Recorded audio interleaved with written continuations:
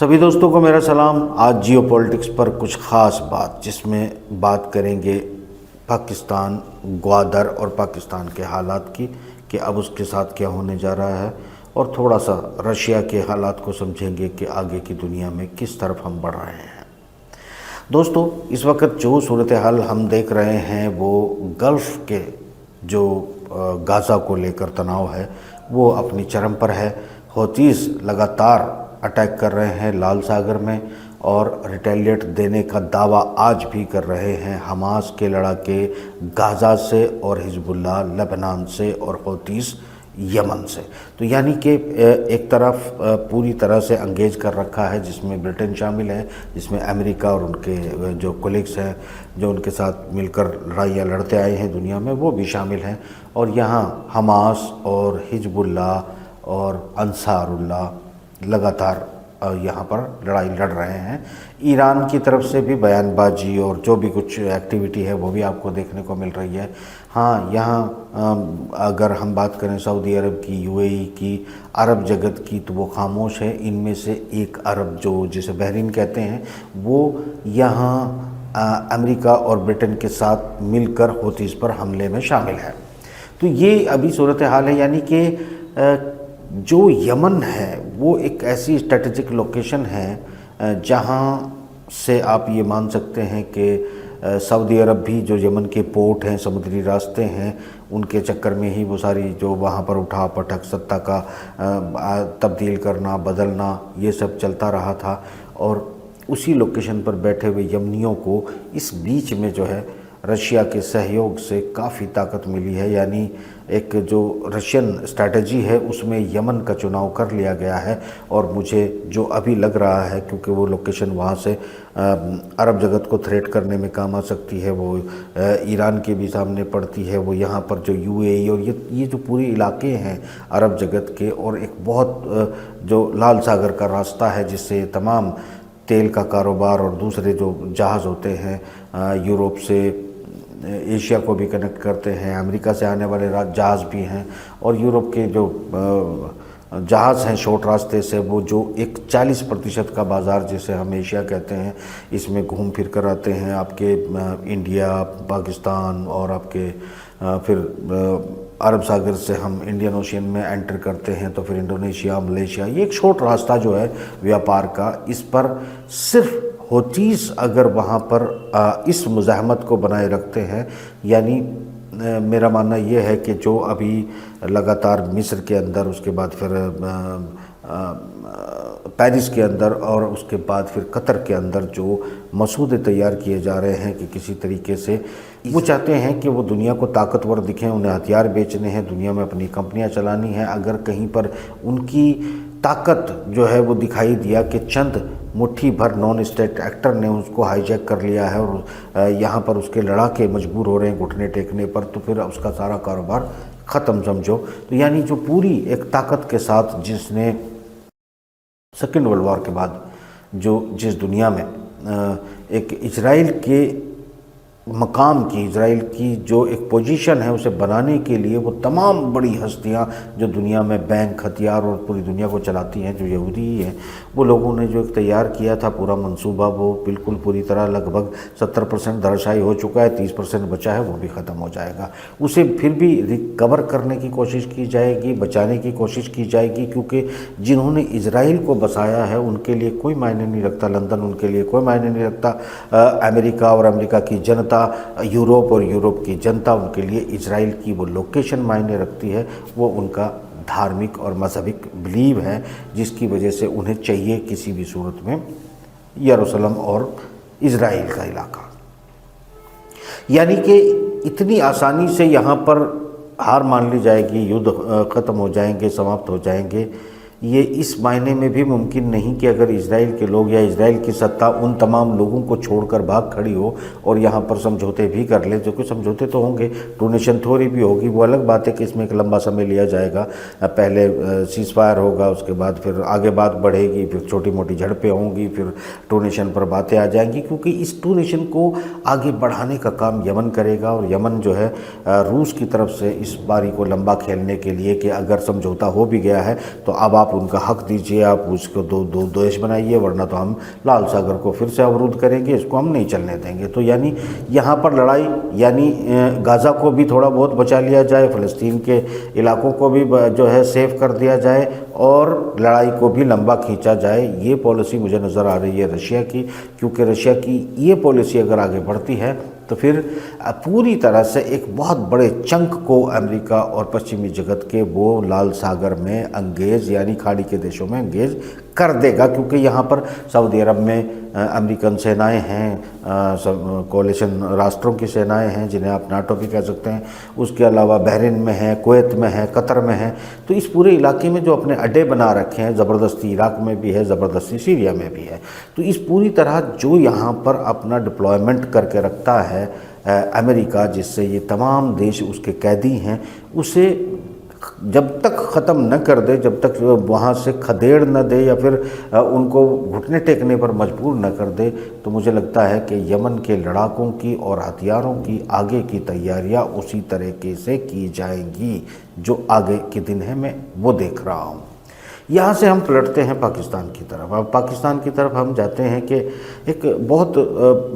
अलग एंगल में मैं बात कर रहा हूँ। अगर पाकिस्तान में इमरान खान होता और इमरान खान जिस तरीके से पुतिन के साथ आकर खड़ा हो गया था, तो पुतिन को अरब सागर में बिल्कुल सीधी डायरेक्ट जो है रसाई मिल गई थी। क्योंकि देखिए, या तो फिर अपने माल और अपने व्यापार को रशिया को करने के लिए काले सागर से, ब्लैक सी से होते हुए फिर वो रेड सी का रास्ता पकड़ते हैं, फिर वो एशिया में एंटर अरब सागर में आते हैं, उसके बाद इंडियन ओशियन में आते हैं, उसके बाद साउथ चाइना सी में जाते हैं। और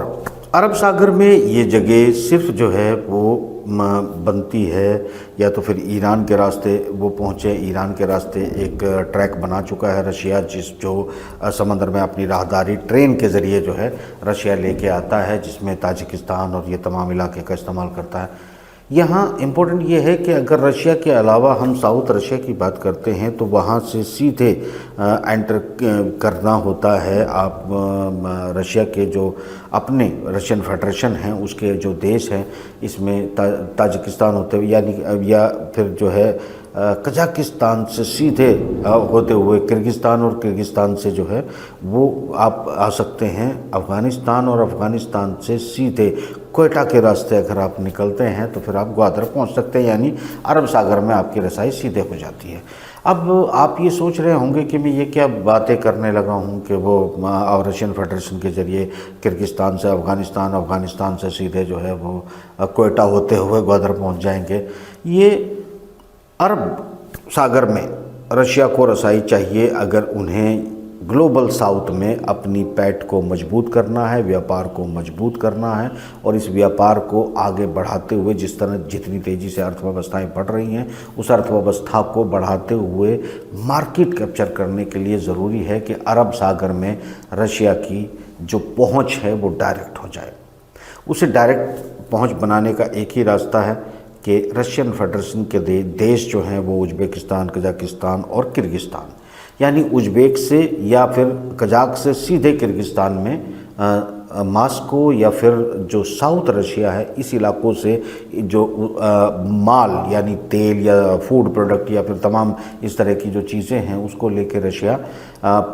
जो है कजाकिस्तान के रास्ते अपनी एक राहदारी बना सकता है जो अफ़गानिस्तान में एंटर करे, और अफ़गानिस्तान से जो पाकिस्तान का इलाका है क्वेटा, उसमें एंटर करे और ग्वादर पहुँच जाए।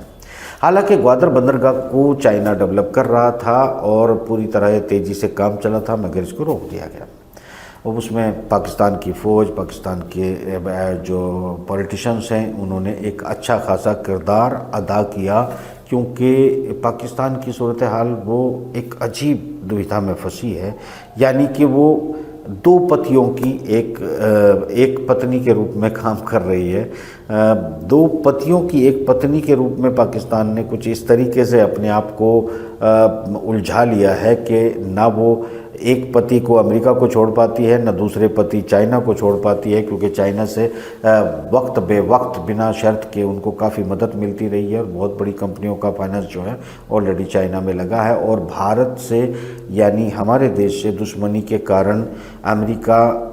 का भी सहयोग चाहिए, क्योंकि उनके F-16 और उनके हथियारों की उनकी संधियाँ जो है उनके साथ है, और चाइना से भी प्रोडक्ट और कंज्यूमर प्रोडक्ट और बाज़ार और फाइनेंस और ये तमाम चीज़ों के और हथियारों में जो फैक्ट्रियाँ लगाई हैं पाकिस्तान ने, उसमें चाइना का भी जो है उनके लिए रोल इम्पोर्टेंट है। तो वो दो पतियों के बीच में फंसी हुई एक पत्नी है, जो दोनों पति उससे लगातार पीस रहे हैं और कोई रास्ता समझ में नहीं आ रहा। तो इस जो पिसाई चल रही है पाकिस्तान में, उसमें वहाँ की जनता पिस रही है। इस वक्त अमेरिका का टोटल फोकस अगर पाकिस्तान को लेकर हम बात करें तो वो जो ग्वादर बंदरगाह है, यानी ग्वादर बंदरगाह या उसे रेशमी मार्ग कहें या सी पैक कहें, उसको किसी भी नाम से आप बुलाइए, तो चाइना ने जो रास्ता बनाया था वो एक रास्ता रशिया को साझेदारी में इस्तेमाल करना पड़ता कि वो पहले चाइना अपना माल पहुंचाए, फिर उसके बाद सी पैक का इस्तेमाल करके अरब सागर में एंट्री करे। मगर ये मौका शायद जो है वो पाकिस्तानी रणनीतिकार या फिर पाकिस्तान को या अमेरिका, पश्चिमी जगत का जो थिंक टैंक है, वो शायद यहाँ चूक कर गया है कि सी पैक तो उन्होंने रोक दिया है और इससे रशिया का और बड़ा फ़ायदा हो सकता है कि रशिया, क्योंकि अफ़गानिस्तान में चाइना का बहुत बड़ा डेवलपमेंट चल रहा है और बहुत इस वक्त अगर एशिया में कहीं सबसे तेज़ और सबसे ज़्यादा डेवलपमेंट चल रहा है, उसका देश का नाम है अफ़गानिस्तान। अफ़गानिस्तान के वही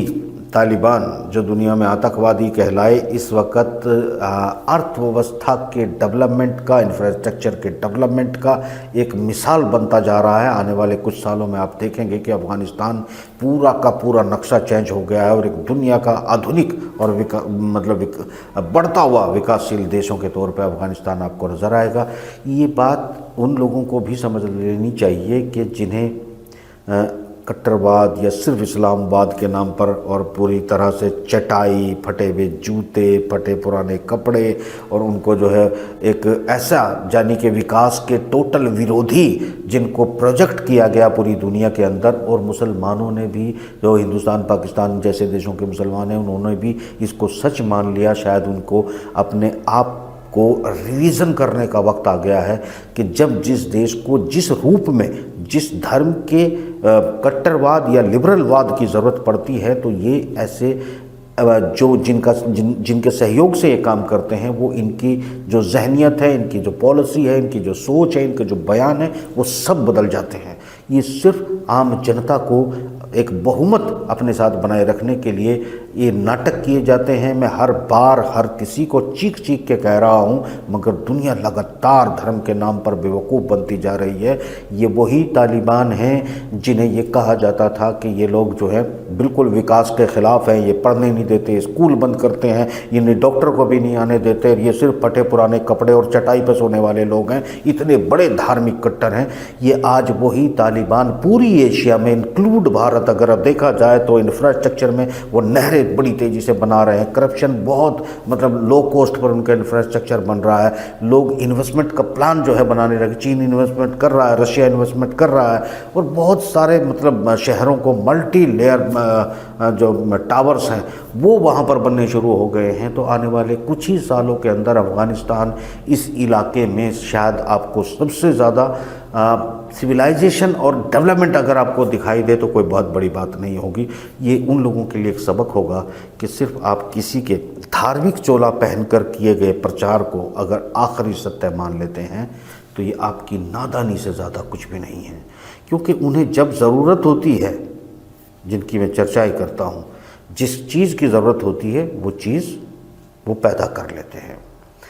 लगभग 100 साल पहले उनको ज़रूरत थी कि इस्लाम के एक ऐसे चेहरे को पेश किया जाए जिसमें बिल्कुल जो है कट्टरवाद, और उसको लीड करने के लिए सऊदी अरब को चुना गया, और सऊदी अरब ने एक अलग से बिल्कुल तकवा और पता नहीं क्या क्या नाम उसको देकर एक ऐसा इस्लाम पैदा किया गया जिसके नतीजतन भारत में जो है वो तमाम इदारे, तमाम मुस्लिम, तमाम भारत पाकिस्तान, पहले तो ये भारत ही था, ये तमाम इलाके में एक कम्युनिटी जो है वो उसकी सोच, उसका पहनावा बिल्कुल एक अलग कर दिया। और आज जो है, जो कि मैंने आपको कम से कम 3 साल पहले बताया था कि आने वाले दिनों के अंदर आप देखेंगे कि सऊदी अरब जो है एक लिबरल इस्लाम की बुनियाद रखेगा, और तमाम वो ये लोग जो कुछ दिनों तक विरोध करेंगे उसके बाद उसे एक्सेप्ट कर लेंगे। और ये सब जो आज आपको सिर्फ पुरानी दुनिया में जीने की जो सलाह देते हैं, ये सभी लोग आपको आधुनिक होने की सलाह आपके घर आकर देंगे और ये दिन आना शुरू हो चुका है। आपको ज़्यादा इंतज़ार नहीं करना पड़ेगा। 1 साल के अंदर ये सब लोग जिन्हें आप जो कहते थे चटाई पे सो, जो कहते थे विकास नहीं करना चाहिए, जो कहते थे सिर्फ टोकरा ढोना बहुत अच्छी मजदूरी है, ये आपको इवन अगर कल्बों में जाने की जो है परमिशन ना देने लगे और उसको हलाल करार ना दे दें तो कोई आश्चर्य की बात नहीं होगी। तो ये जो होता है कि यानी आम जनता की माइंड सेट को मैं देखिए, मेरी व्यूवरशिप बहुत कम है, मुझे लोग बहुत ज़्यादा पसंद नहीं करते क्योंकि कड़वी बातें बर्दाश्त करना बहुत मुश्किल काम होता है, मगर जो सच होता है वो आप देखते हैं, झेलते हैं, कर रहे होते हैं, मगर सुनना नहीं चाहते, बर्दाश्त नहीं करना चाहते क्योंकि ये तुम्हारी लहू में मिलाकर पिला दिया जाता है। तो खैर वो आपकी मर्ज़ी है, मेरा काम जो मैं समझ पाता हूँ मैं वही आपको बोलता हूँ। खैर मैं जियोपॉलिटिक्स पे जा रहा था, मगर ये पार्ट ऑफ द जियोपॉलिटिक्स है, चूँकि अगर जगह भूगोल में अगर इंसान नहीं होंगे तो भूगोल के कोई मायने नहीं होते, तो उन इंसानों की चर्चा करनी ज़रूरी है। यानी मेरा कहने का मतलब यहाँ ये है कि रशिया पूरी कोशिश करेगा, अभी मैं वार वाला पोर्शन अभी बचा है, आता हूँ उस पर। अब रशियन फेडरेशन के ज़रिए अफ़गानिस्तान से अपने रोड्स को निकाले और जो माहौल पाकिस्तान की राजनीति, वहाँ की फ़ौज, वहाँ की जो पॉलिटिक्स है, सब ने मिल के अपनी जनता को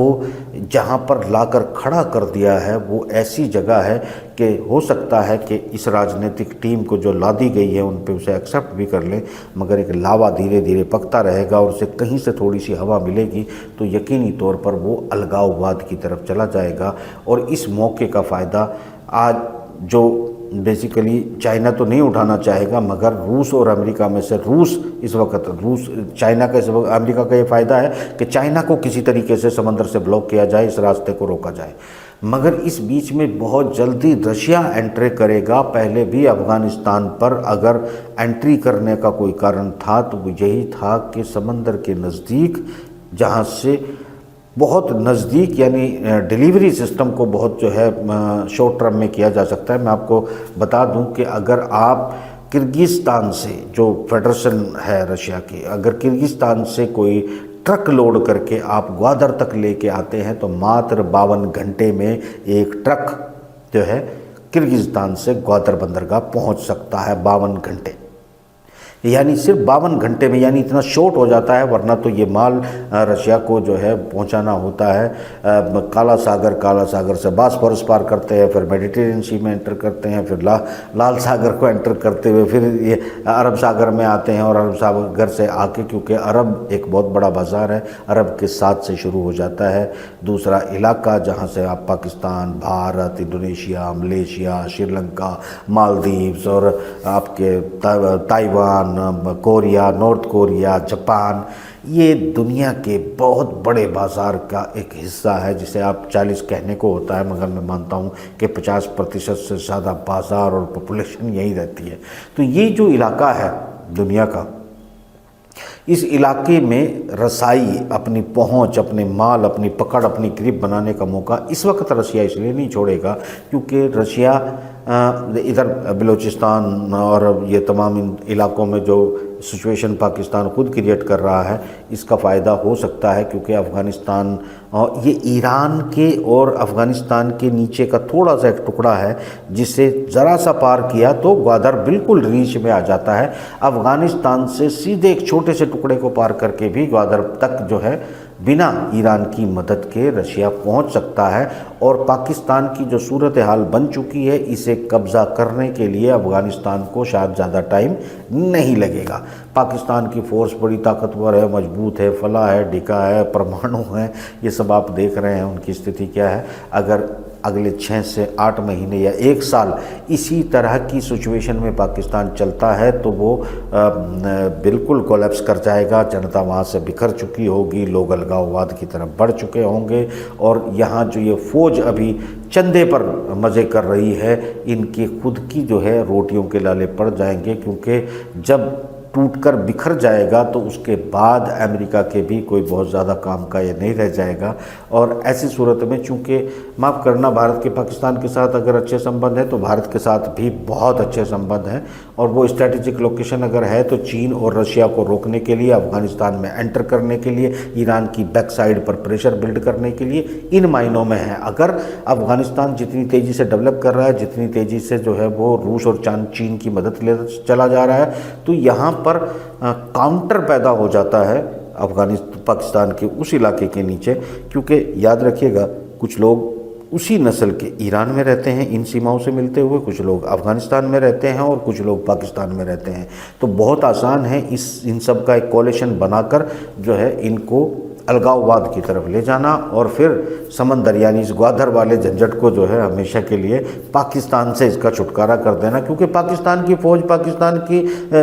लीडरशिप इतनी भ्रष्ट और इतनी करप्ट है कि वो सबको लूटना चाहते हैं, अपने लोगों को फ़ायदा तो नहीं पहुंचाना चाहते, किसी डील को पूरा भी नहीं करना चाहते। दो पतियों की एक बीवी है और वो ना इसे खुश कर पाती है ना उसको खुश कर पाती है, लात इधर से भी खाती है, लात उधर से भी खाती है। ये सूरत हाल है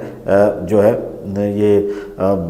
इस्लामवाद और फलावाद के नाम पर जो पाकिस्तान में जो कुछ एक ड्रामे पिछले 70 साल से खेले जा रहे हैं, वो अब आपके सामने खुलकर एक्सपोज हैं कि वो सिर्फ विदेशी ताकतों के लिए काम करते हैं। उनका कोई लेना देना किसी इस्लाम से नहीं है। अलबत्ता जनता से मेरा कोई दुश्मनी नहीं है, जनता से मेरा कोई बैर नहीं है। जनता बेचारी जो उनको लगता है अपने धर्म के मामले में वो मानती है, वो मानती रहे, मुझे क्या एतराज़ है। मगर मेरा सिर्फ ये सजेशन है सबको, चाहे वो भारतीय हों या फिर वो कोई दुनिया के किसी भी कोने में रहते हों,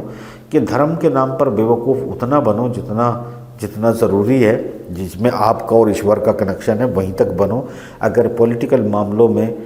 ईश्वरवाद या धर्म की कट्टरता में आके बनते हो तो फिर पाकिस्तान की जो सूरत हाल है ये एक नज़ीर होगी जो सिर्फ धर्म के नाम पर बेवकूफ़ बन के अपने आप को तबाही के कगार पर ले आया है। अब हम रूस चलते हैं।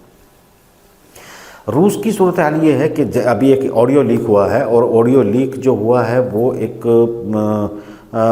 जर्मन ने किया है, जिसमें ये बताया जा रहा है कि क्रीमिया पर हमला करने के लिए, मिसाइल अटैक करने के लिए ब्रिटेन की टीम वहाँ मौजूद थी। यानी कि जो मैंने आपको पहले बताया था कि ब्रिटेन के टाइम शायद बहुत नज़दीक आ रहा है और ब्रिटेन के खात्मे के बगैर युद्ध बंद हो भी नहीं सकता, ये भी याद रखिएगा।